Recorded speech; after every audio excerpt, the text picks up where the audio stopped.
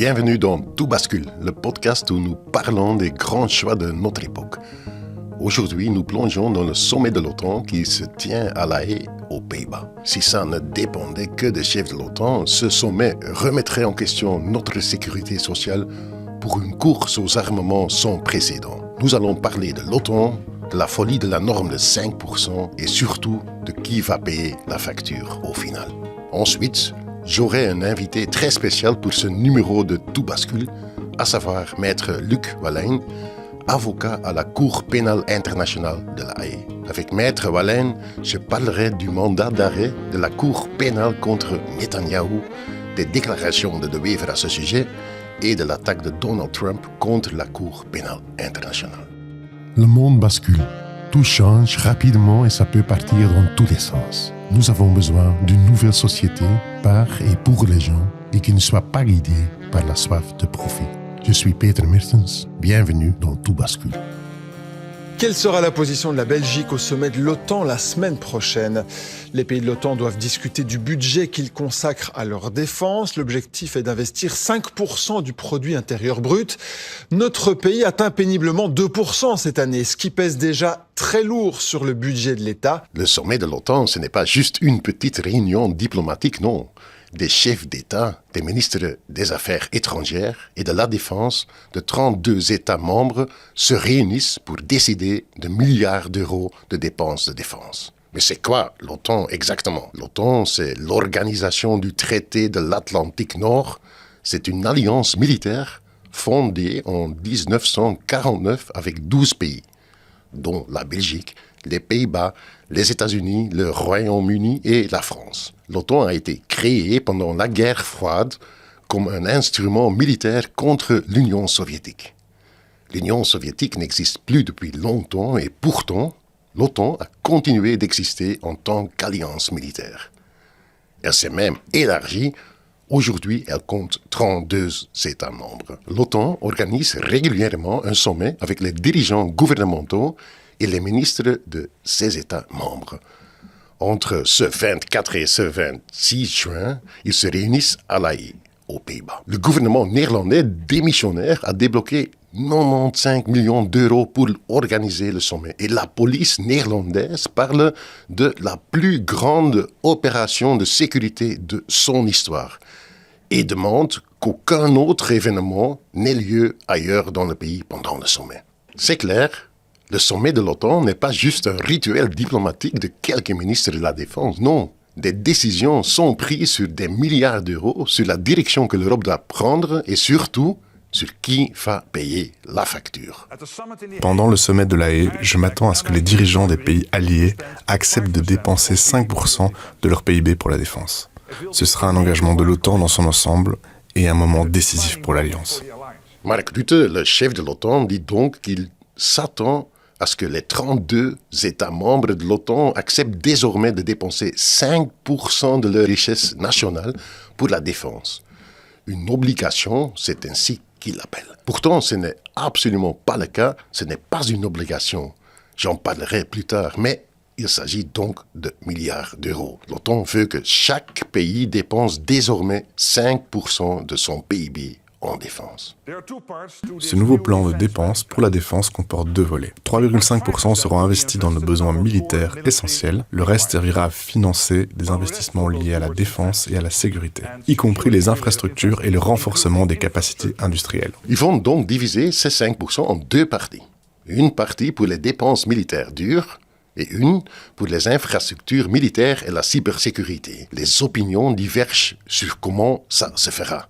La Belgique, l'Espagne et le Royaume-Uni veulent diviser les 5% en 3% pour les dépenses militaires dures et 2% pour les infrastructures militaires. Mais la France, l'Italie et les Pays-Bas veulent diviser les 5% en 3,5% pour les armes et 1,5% pour les infrastructures. Il y aura sans doute aussi des discussions interminables autour des échéances pour réaliser ces objectifs. Mais quoi qu'il en soit, on parle ici de sommes colossales pour acheter plus de chars, plus d'avions, plus de munitions, plus d'infrastructures destinées à faire la guerre. Et ça va avoir un impact énorme sur nos pensions, notre système de santé, notre sécurité sociale. J'en parlerai tout à l'heure. Mais d'abord, la question suivante. D'où vient ce chiffre de 5%? Eh bien, la réponse est simple. Ce chiffre vient de Donald Trump. On peut se poser la question, pourquoi Donald Trump veut ça? Bien sûr, parce que tout cet argent sera principalement dépensé pour acheter des armes et du matériel aux États-Unis, mais ce n'est pas la seule raison. Trump veut que les Européens dépensent 5% pour le militaire parce qu'il veut que les États-Unis puissent se concentrer sur la Chine. Selon Trump, c'est le véritable ennemi des États-Unis. Toute l'opération pour faire payer 5% aux États européens sert donc un grand objectif. Que les États-Unis puissent se concentrer sur leur ennemi principal, la Chine. C'est dit ouvertement. Écoutez, Pete Hegseth, c'est le ministre des Affaires étrangères de Trump. Nous croyons toujours que le A dans OTAN signifie Atlantique Nord et que nos alliés européens devraient maximiser leur avantage stratégique sur le continent. Et grâce au président Trump, ils relèvent le défi. Et si nos alliés partagent le fardeau, nous pouvons augmenter notre attention sur l'Indo-Pacifique, qui est notre théâtre d'opération prioritaire. Voilà, c'est clair comme de l'eau de roche. Les Européens doivent payer plus pour que les États-Unis puissent se concentrer sur leur théâtre d'opération prioritaire, l'Indo-Pacifique. Cela signifie l'encerclement militaire de la Chine. Les États-Unis ont déjà des bases militaires au Japon, en Corée du Sud et aux Philippines. Ils patrouillent en mer de Chine méridionale. Ils ont des traités de coopération militaire avec l'Australie et l'Inde, et ainsi de suite. Et ils veulent augmenter la pression sur la Chine. Revenons au chef de l'OTAN, Mark Rutte. Il a parlé le 9 juin dernier devant un public sélectionné au Chatham House à Londres. Et donc cette prise de conscience profonde que notre sécurité, celle de l'Europe, du Canada et des États-Unis, est concrètement interconnectée, ne repose pas seulement sur des raisons historiques, mais sur des réalités très concrètes. Et cette idée est profondément ancrée dans la mentalité américaine. L'interconnexion est profondément ancrée, dit Rutte. Et oui, et la menace de Trump de s'emparer du Groenland, c'était pour rigoler peut-être. Et le vice-président J.D. Vance qui a humilié les Européens, c'était du théâtre. Les petites larmes des diplomates européens, elles n'étaient pas vraies. Et les guerres tarifaires de Trump contre l'Europe, pas 20%, pas 30%, pas 40%, mais bien 50% sur l'acier et l'aluminium, c'est ça la profonde interconnexion. Allô, monsieur Rutte? Et en même temps, ils ont d'autres choses à gérer, comme dans le Pacifique, au Moyen-Orient et parfois aussi en Afrique, ce qui est tout à fait logique. Tout à fait logique, dit Rutte. Tout à fait logique. Mais logique pourquoi? Et logique pour qui? Pourquoi ce serait logique que Trump s'immisce dans les affaires africaines? Pourquoi ce serait logique que Trump s'immisce dans la sale guerre au Congo, si ce n'est pour piller encore plus de minerais? Pourquoi on devrait trouver logique que Washington s'occupe de la production de nickel en Indonésie? Pourquoi ce serait logique que Trump veuille déterminer la politique de sécurité de l'Australie? Nous dépensons donc plus pour qu'ils puissent se tourner davantage vers, par exemple, l'Indo-Pacifique, au fil du temps, étape par étape. Par exemple, vers l'Indo-Pacifique. C'est ce que dit Rutte. Nous devons dépenser des milliards de plus pour que les États-Unis puissent se tourner vers, par exemple, l'Indo-Pacifique. Non, monsieur Rutte, pas par exemple. Ce n'est pas un simple exemple. Au contraire, tout tourne autour de ça. Les Européens doivent dépenser des milliards en plus pour que les États-Unis puissent se concentrer sur leur propre agenda géopolitique, c'est-à-dire concentrer leurs forces contre la Chine dans l'Indo-Pacifique. L'OTAN est un instrument de la politique de domination américaine et c'est nous qui devons en payer le prix. Ce n'est pas tout. Ça va encore plus loin. Trump vient à peine de convaincre les Européens de cette norme folle de 5%. Et que font ensuite les États-Unis? Eh bien, ils vont dire partout dans le monde, regardez, les Européens dépensent 5% en armes. Maintenant, vous devez faire la même chose. Écoutez un peu Elbridge Colby. Ça, c'est le vice-ministre de la Défense des États-Unis. Un engagement très ferme de l'OTAN à atteindre l'objectif de 5% de dépenses militaires fixé par le président américain, c'est la nouvelle norme pour nos alliés à travers le monde, en particulier en Asie. Vous entendez ça? Le chiffre vient de POTUS, c'est-à-dire le président des États-Unis. c'est Trump. Et il ne s'applique pas qu'aux pays de l'OTAN, non, ça devrait devenir la nouvelle norme pour tout le monde. Écoutez, la suite, c'est encore mieux. C'est difficile à croire que je dise ça, mais les alliés asiatiques devraient prendre exemple sur les pays européens. Les membres de l'OTAN s'engagent à consacrer 5% de leur PIB à la défense, même l'Allemagne. Ça n'aurait aucun sens que des pays européens fassent cet effort pendant que des alliés clés en Asie dépensent encore moins, alors qu'ils font face à une menace encore plus redoutable, sans même parler de la Corée du Nord. Hallucinant.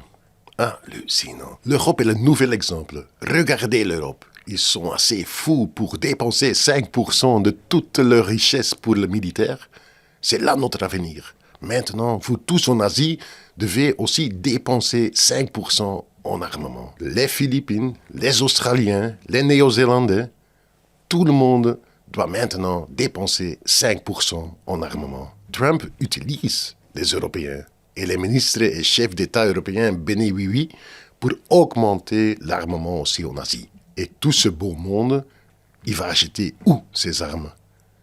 Eh oui, vous l'avez deviné, principalement à l'industrie américaine de l'armement. Profit, profit et encore profit. Hallucinant. On est en train de se faire rouler dans la farine. Et tout ça se passe sous nos yeux. On joue l'Europe contre l'Asie et l'Asie contre l'Europe. Et attention, Colby, donc le vice-ministre de la Défense des États-Unis, dit tout ça le 31 mai, c'est-à-dire un mois avant le sommet de l'OTAN à La Haye, c'est-à-dire un mois avant que la norme de 5% ne soit officiellement approuvée. Comment c'est possible? Toute cette logique de guerre froide contre la Chine ne nous apportera rien de bon. Au contraire, le coût de la norme Trump est gigantesque. Et là, on assiste à un pur moment de surréalisme à la belge. Trump, président de parti présent au gouvernement belge, déclare dans tous les journaux et à tous les JT qu'ils sont contre la norme de 5% imposée par Trump. Écoutez un peu ça. 5% pour la défense, c'est simplement de l'hystérie collective, dit Georges-Louis Pouchet, le président du MR. La norme de 5% est complètement folle, dit Bart de Wever, qui est toujours le vrai patron de la NVA. La norme de l'OTAN de 5% est ridicule, dit Con Rousseau, le président de Vooruit, le parti socialiste au nord du pays. Voilà, ils sont tous fermement contre. On pourrait alors penser, c'est pas un débat difficile. Les ministres belges vont à La Haye avec un mandat clair. Pas un centime de plus pour l'armement. Encore plus d'argent pour les armes, c'est fou, c'est de l'hystérie collective et c'est ridicule. Ce n'est pas moi qui le dis, c'est eux. Nous donnons donc à De Wever, le Premier ministre, à Franke, le ministre de la Défense, et à Prévost, le ministre des Affaires étrangères, un mandat pour plaider à La Haye contre toute nouvelle augmentation. Ce serait en plus super logique, vu l'état de notre pays. Parce que hier, la Belgique dépensait 1,3% de son PIB pour la défense. C'était hier. Et avec l'accord de Pâques que le gouvernement a passé en mars dernier, le Premier ministre De Wever a porté ça à 2%. Déjà une augmentation très sérieuse qui fixe le budget de la défense à 12,8 milliards d'euros par an. Eh bien, cette augmentation, notre gouvernement ne parvient pas à la financer. Je répète, il ne parvient déjà pas à la financer. Écoutez notre ministre des Affaires étrangères, Maxime Prévost. Nous devrons travailler avec flexibilité pour être sûr que ce ne soit pas trop compliqué. Maar nu spreekt men over 2032, wat 7 jaar. Nous ne savons même pas encore comment nous allons financer les 4 milliards supplémentaires pour cette année, afin d'atteindre les 2%.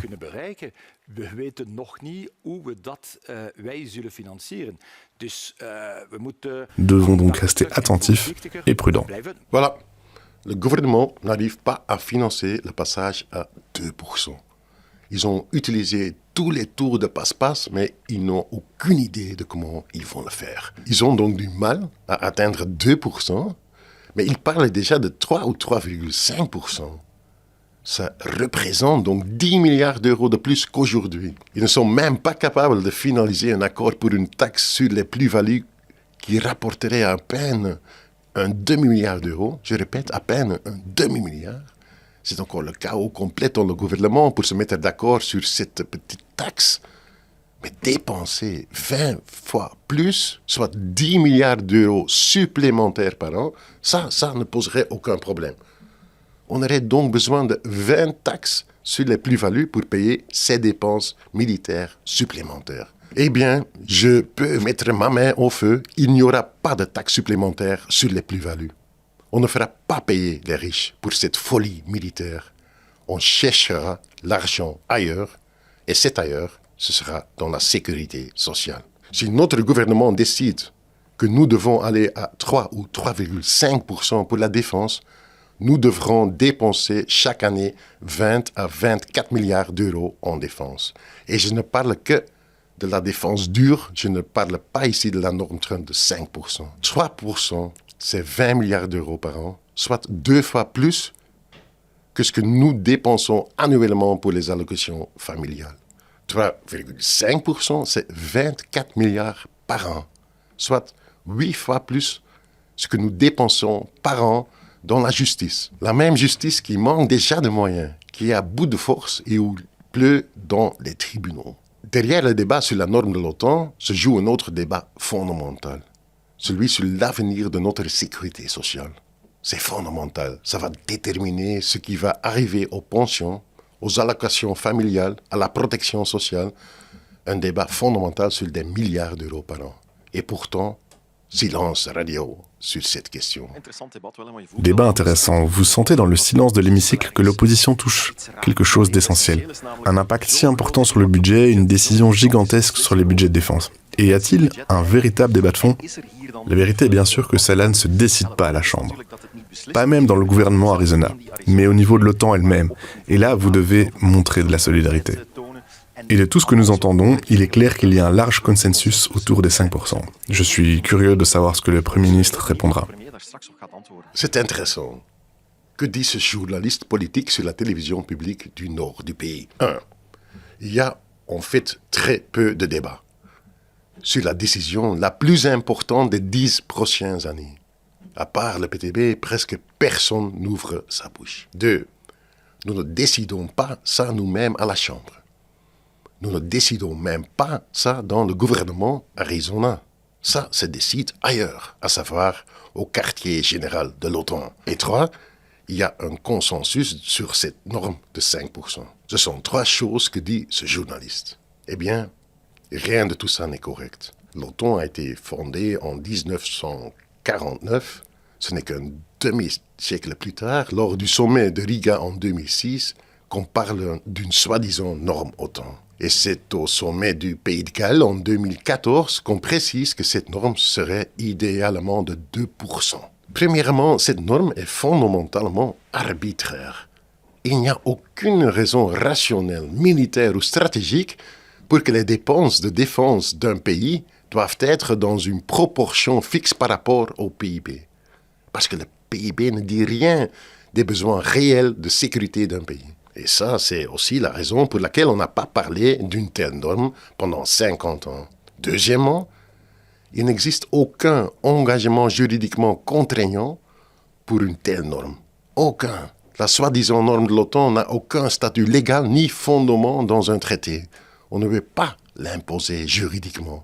La norme est un accord politique, pas une obligation juridique. Finalement, et c'est le point crucial de toute l'affaire, les mêmes politiciens qui crient aujourd'hui le plus fort qu'ils sont contre la norme de Trump de 5% ne font rien pour arrêter cette norme. Boucher, De Wever, Rousseau, vous savez, ceux pour qui la norme de 5% est de l'hystérie collective, de la folie ou ridicule, ils suivent aujourd'hui une autre stratégie. Ils font autre chose. Ils disent « on ne peut pas faire autrement. Il faut, on préférerait ne pas le faire. Mais il faut.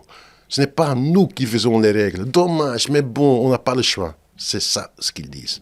Et tout ça, c'est de l'enfumage. Parce qu'il y a bel et bien un choix. La norme de l'OTAN n'est pas un accord juridiquement contraignant. Les États membres de l'OTAN restent souverains sur leur politique de sécurité et de défense. Souverains, vous savez, ça veut dire qu'ils peuvent décider eux-mêmes, même s'ils sont membres de l'Alliance. Le Danemark, la Norvège, l'Espagne ont rejeté le déploiement d'armes nucléaires sur leur territoire malgré la pression de l'OTAN. La France, l'Allemagne et la Belgique se sont activement opposés à l'implication de l'OTAN dans la deuxième guerre du Golfe, malgré la forte pression des États-Unis et du Royaume-Uni. La Turquie, qui pour rappel est aussi membre de l'OTAN, a refusé l'entrée de troupes terrestres américaines sur son territoire. Voilà. Même au sein de l'OTAN, les États membres peuvent tracer leur propre voie, s'ils le veulent. C'est d'ailleurs dit explicitement dans le fameux rapport Harmel de 1967, adopté par l'OTAN. Et ce rapport stipule à l'article 7... En tant qu'État souverain, les Alliés ne sont pas obligés de subordonner leur politique aux décisions prises collectivement. Voilà. Super clair. Il n'y a pas de normes obligatoires. Pas de « on n'a pas le choix », pas de « il faut le faire ». Rien de tout ça. Les pays peuvent choisir eux-mêmes ce qu'ils font. Ils sont autonomes dans ce qu'ils décident, même s'ils sont membres de l'OTAN. Si Rousseau, Boucher et De Wever pensaient vraiment que la norme de 5% de Trump est folle, que l'hystérie collective est ridicule, alors ils ont le droit, non, même le devoir d'aller défendre ce point de vue à La Haye. Et pas de se mettre à l'avance à plat ventre. Il y a encore un autre aspect dans ce refrain de « on ne peut pas faire autrement » qui est vraiment malhonnête. On fait comme si les pays de l'OTAN étaient de pauvres malheureux qui dépensaient des miettes pour la défense. C'est vraiment l'inverse. Les chiffres aujourd'hui déjà sont hallucinants, vraiment hallucinants. En 2024, les 32 pays de l'OTAN ont dépensé ensemble 1275 milliards de dollars en armement. Si lors du sommet de l'OTAN à La Haye, on décide que c'est 5%, alors les pays de l'OTAN ne dépenseront plus 1275 milliards de dollars en armement, mais bien 2758 milliards de dollars. Donc le double. C'est plus que tous les pays du monde. Donc pas seulement l'OTAN, mais aussi la Chine, la Russie, l'Inde, Israël, le Japon, l'Arabie saoudite, etc. dépensent aujourd'hui en armement. Je vais répéter ça. Si Trump obtient ce qu'il veut, le 5%, alors les 32 pays de l'OTAN dépenseront bientôt plus en défense que le monde entier ne fait aujourd'hui. Actuellement, les pays de l'OTAN dépensent déjà 12 fois plus que la Russie et 4,5 fois plus que la Chine. C'est la situation aujourd'hui, avant l'augmentation à 5%. Si l'OTAN passait à 5%, on ne dépenserait pas 12 fois plus que la Russie, mais 20 fois plus. On appellera ça de la sécurité, bien sûr, mais ce sera désormais sans sécurité sociale. Officiellement, l'OTAN dit qu'elle veut résoudre les conflits internationaux de manière pacifique. Mais en pratique, c'est une machine qui alimente l'industrie militaire, qui sacrifie la sécurité sociale pour les chars et les missiles et qui entraîne nos pays dans une nouvelle guerre froide contre la Chine. L'OTAN est l'alliance militaire la plus puissante de l'histoire de l'humanité. Elle est même plus puissante que l'Empire romain et plus puissante que l'Empire napoléonien. Nous sommes l'alliance de défense la plus puissante jamais vue dans l'histoire du monde. C'est ce que dit Mark Rutte, président de l'OTAN. Wow. L'OTAN est l'alliance de défense la plus puissante de l'histoire du monde, comme l'Empire romain et comme l'Empire de Napoléon. Ces exemples de Rutte sont vraiment parlants. Parce que l'Empire romain, vous savez, n'était pas du tout une alliance de défense. L'Empire romain était une puissance impériale avec une logique claire de conquête, de soumission et de centralisation. Chaque expansion était destinée à renforcer le centre, c'est-à-dire Rome. Ce n'est pas différent avec l'OTAN aujourd'hui. Et Napoléon, lui non plus, il n'opérait pas en tant que chef d'une coalition défensive. Au contraire, il s'est couronné lui-même empereur d'un empire expansionniste avec des États satellites, des dictats économiques et des campagnes militaires jusqu'à Moscou. Selon Rutte, l'OTAN est plus puissant que l'empire de Napoléon et plus puissante que tout l'empire romain. Mais si tout ça est vrai, avec un OTAN qui dépense déjà 1275 milliards de dollars par an en armement, pourquoi il faudrait dépenser encore plus ? Pourquoi on devrait alors dépenser 2 fois plus chaque année ? Pourquoi on devrait démanteler les systèmes de pension et de sécurité sociale pour atteindre ces 5%. Rutte donne la réponse entre les lignes. C'est parce que l'OTAN n'est pas du tout une alliance de défense, mais bien un instrument de domination mondiale comme l'Empire romain. L'OTAN est une machine de guerre. On ne lui doit rien. Il n'y a aucune raison pour qu'on doive sacrifier notre sécurité sociale pour leur guerre. Faites entendre votre voix. Le dimanche 22 juin, à la manifestation pour la paix à La Haye, ou le lundi 23 et mardi 24 juin pour le Forum international pour la paix à Bruxelles, allons-y et faisons entendre notre voix pour la paix. Mon invité du jour est Maître Luc Wallin, avocat à la Cour pénale internationale. Vous savez, la Cour pénale internationale, c'est celle qui a lancé un mandat d'arrêt contre Netanyahou pour crime de guerre. Ce même mandat d'arrêt que le Premier ministre belge Bart de Wever a dit qu'il ne pourrait peut-être pas appliquer. Et pendant ce temps, le président américain Trump a aussi lancé une attaque contre cette Cour pénale et essaye de bloquer ses comptes bancaires. Donc, beaucoup de choses à discuter avec Luc Wallin. Bienvenue, Luc. Merci. Luc, vous êtes avocat au barreau de Bruxelles. Vous étiez président d'Avocats sans frontières et depuis plus de 50 ans, une voix incontournable dans la lutte pour la justice. Et une journaliste radio vous a récemment qualifié dans son émission de avocat des droits humains le plus reconnu de notre pays. Donc Luc, pour commencer, vous êtes avocat à la Cour pénale internationale. Est-ce que vous pouvez un peu nous expliquer c'est quoi en fait la Cour pénale internationale? Bien, c'est une cour pénale, hein, donc c'est une cour qui poursuit des criminels et qui prononce des peines, qui a été créée en 1998 à Rome, dans la foulée d'une renaissance en quelque sorte de la justice internationale avec la création des tribunaux ad hoc, comme on dit, les tribunaux des Nations Unies pour l'ex-Yougoslavie et à Arusha pour le Rwanda. Donc pendant des décennies, il n'y avait rien qui s'était passé pendant la période de guerre froide, mais on a renoué en fait avec ce qui s'est passé après la Première Guerre mondiale à Nuremberg et à Tokyo. Et on a voulu créer un tribunal qui ne réagit pas du tac au tac selon les conflits précis, mais qui est une instance permanente pour juger de tels crimes.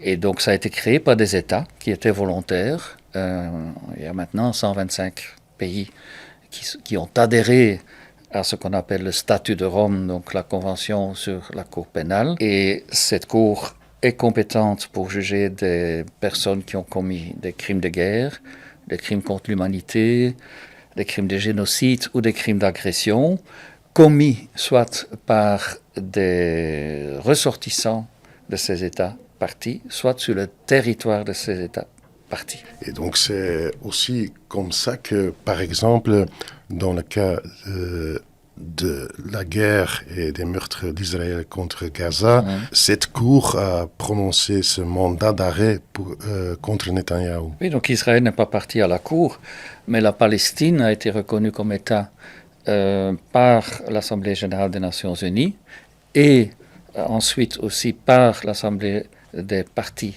de la Cour pénale, et donc la Palestine a adhéré à son tour à cette convention, ce qui a créé la compétence pour juger des Palestiniens qui commettent des crimes en Israël, par exemple. C'est le cas pour les mandats d'arrêt qui ont été délivrés contre des responsables d'Hamas, mais aussi pour des étrangers, israéliens en l'occurrence, qui commettent des crimes sur le territoire de la Palestine, c'est-à-dire Gaza, Cisjordanie et Jérusalem-Est. Mais donc il y a un mandat d'arrêt contre Netanyahou, et donc je me rappelle que quand ça a été prononcé, le Premier ministre belge, Bart de Wever, il a annoncé qu'il pourrait peut-être ne pas appliquer ce mandat d'arrêt. Est-ce que c'est possible qu'un État décide de ne pas appliquer ce genre de mandat d'arrêt? Je pense que le Premier a entre-temps compris que ce n'est pas à lui de décider ça, mais que c'est à la justice de décider, parce qu'en Belgique, il y a un cadre légal. Et donc, la collaboration avec la Cour, comme la collaboration avec d'autres pays européens dans le cadre du mandat européen, ne passe pas par le gouvernement. Il ne faut pas demander une autorisation du gouvernement. C'est le parquet fédéral qui est saisi par le procureur de la Cour, c'est le parquet fédéral qui procède à une arrestation, c'est une chambre du conseil du tribunal qui confirme qu'effectivement les conditions seront réunies pour un transfert à La Haye, et tout ça peut se faire sans aucune intervention politique, doit se faire sans aucune intervention politique. Donc, en principe, les États ou les gouvernements ne peuvent pas intervenir dans ces processus. Ça dépend des pays, parce qu'il y a des pays qui n'ont pas introduit ces règles dans leur propre législation. C'est même un argument que Orbán a invoqué pour dire, oui, mais nous, moi je ne suis pas obligé parce que nous avons signé la Convention de Rome, mais pas encore pris de législation interne pour l'exécuter. Ils ont eu la décence quand même pour dire, bon, on va arrêter tout à fait notre partenariat avec la Cour. Mais en Belgique, en France, etc., tout ça depuis longtemps a été légalement structuré. Entre-temps, cette Cour pénale internationale est aussi dans la ligne de mire du président Trump. Qu'est-ce que lui, il a décidé exactement? Parce qu'il a créé des sanctions contre les collaborateurs et collaboratrices de la Cour. Comment c'est possible? Comment ça marche? Il a d'abord créé un cadre légal.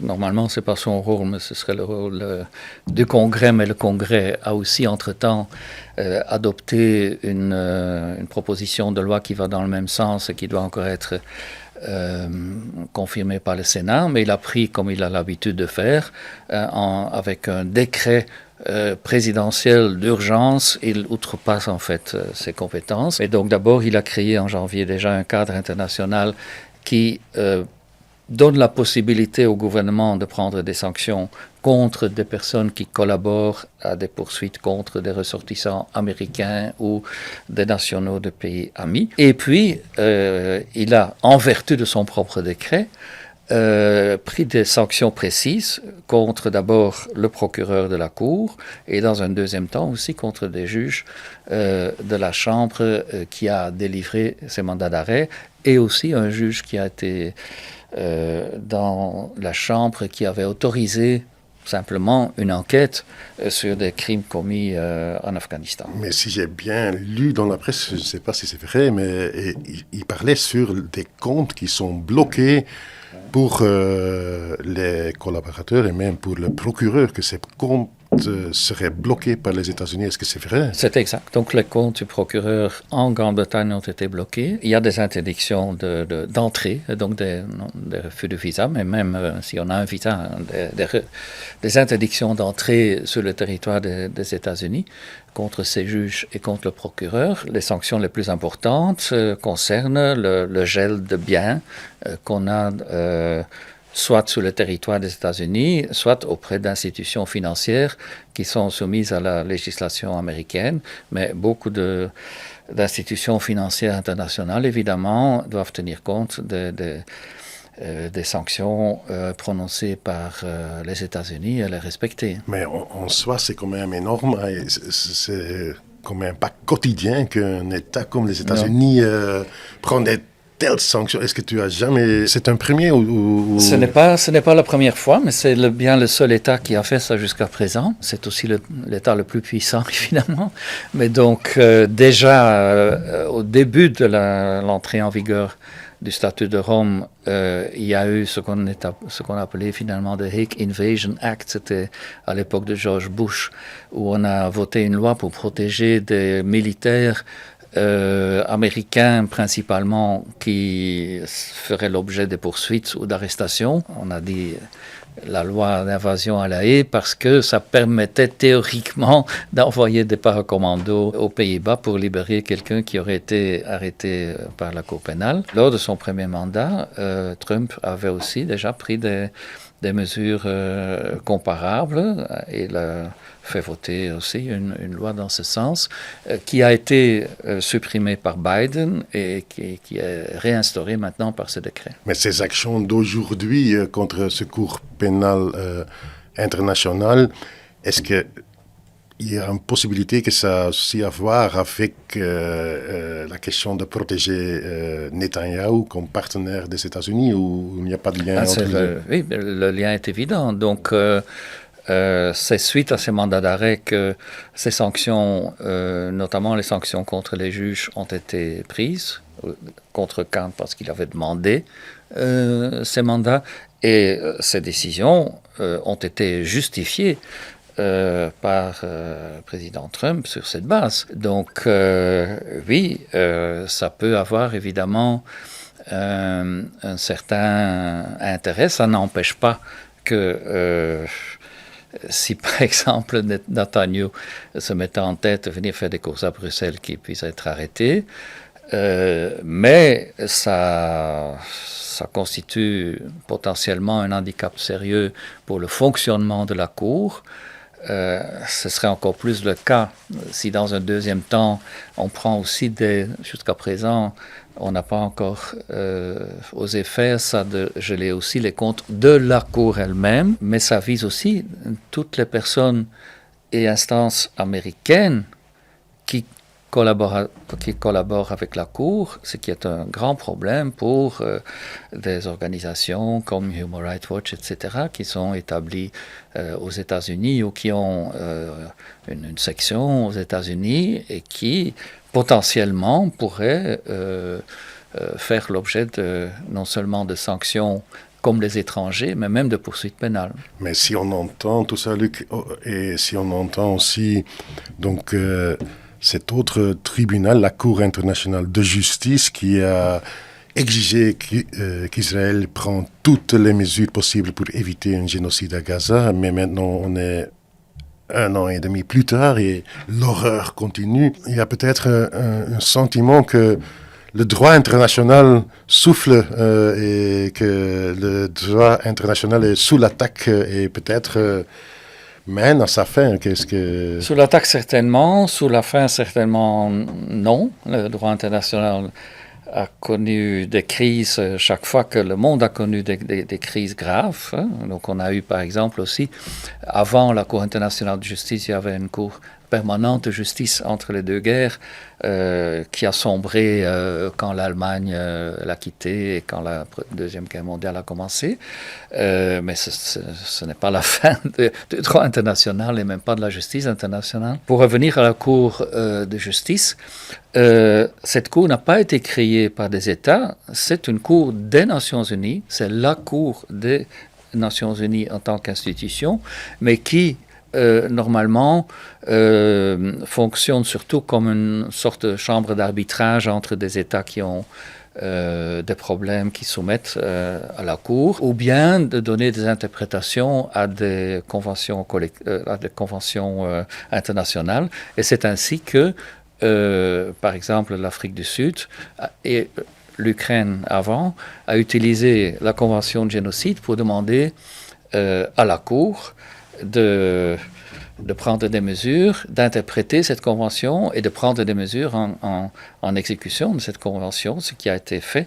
Et ça, c'est assez nouveau. Donc, c'est un rôle un peu nouveau qu'a assumé la Cour grâce au fait que certains États ont pris les choses à main et ont introduit ces procédures. C'est aussi symbolique que, justement, c'était l'Afrique du Sud qui a commencé ce cas et c'est un peu regret que cette décision était là. Mais de l'autre côté, il y a quelque part aussi le problème, comment alors on va arriver à ce que ces conclusions seraient respectées?